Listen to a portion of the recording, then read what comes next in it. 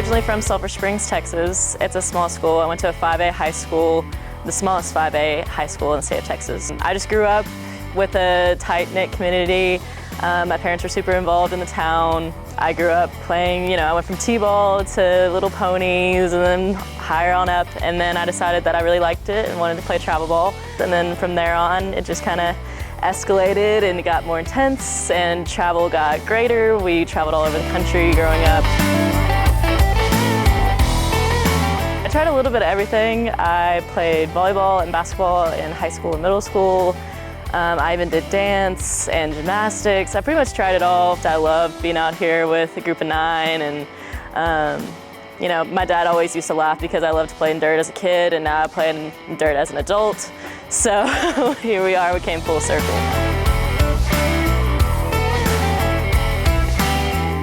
I love it. I mean, it's the hot corner for a reason. It is intense all the time. You're either gonna have a bunt or you're gonna have a ball hit at your teeth, and there's no in between. I actually didn't start playing third base until I was a sophomore in high school.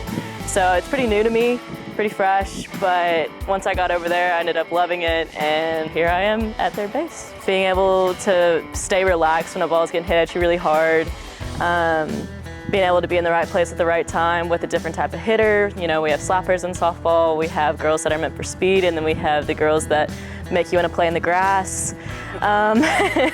But our coach Meg loves to hit hot shots at me at practice so that I'm ready for that when it comes to a game.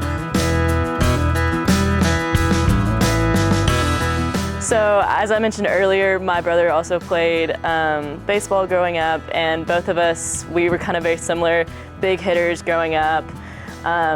We loved to watch professional baseball together. We're big Red Sox fans. So when David Ortiz came on the block as a Hall of Famer now, we both kind of took on his ideology of being number 34, being a big power hitter, that kind of attitude. And then when my brother got into high school, he chose 34 and developed the nickname Pop.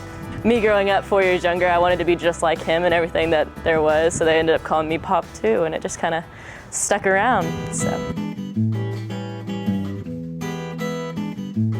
It actually started in COVID. So when the world shut down and I wasn't in school for a year and a half, I got really bored and I had nothing to do, and art was always a big passion of mine growing up. My dad was actually a commission painter for a long time, so art was something that was always around our house. We have tons of paintings, tons of arts and crafts, and I grew up that way as well.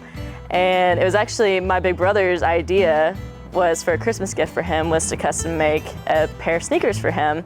And I'd never thought about doing that before. I was always more of a drawer than a painter. So I made that first pair of sneakers, and then I posted a picture about them, and everybody just kind of freaked out, and they were like, oh my gosh, I want you to do that for me. And so that's just kind of how that little small business started.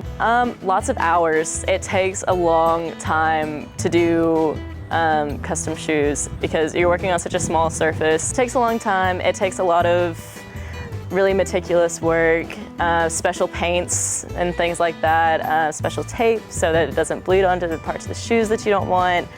It was definitely a learning curve. Instead of just having a canvas, a blank canvas, and you can use craft paint from Michael's, you have to order expensive, nice paint to be able to make it look good and make it last.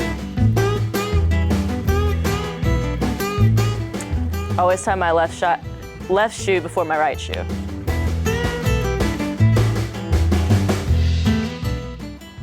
All the country will not surprise them. Definitely have some AC/DC, some Metallica on there, some, heavy metal, rock and roll kind of stuff. So.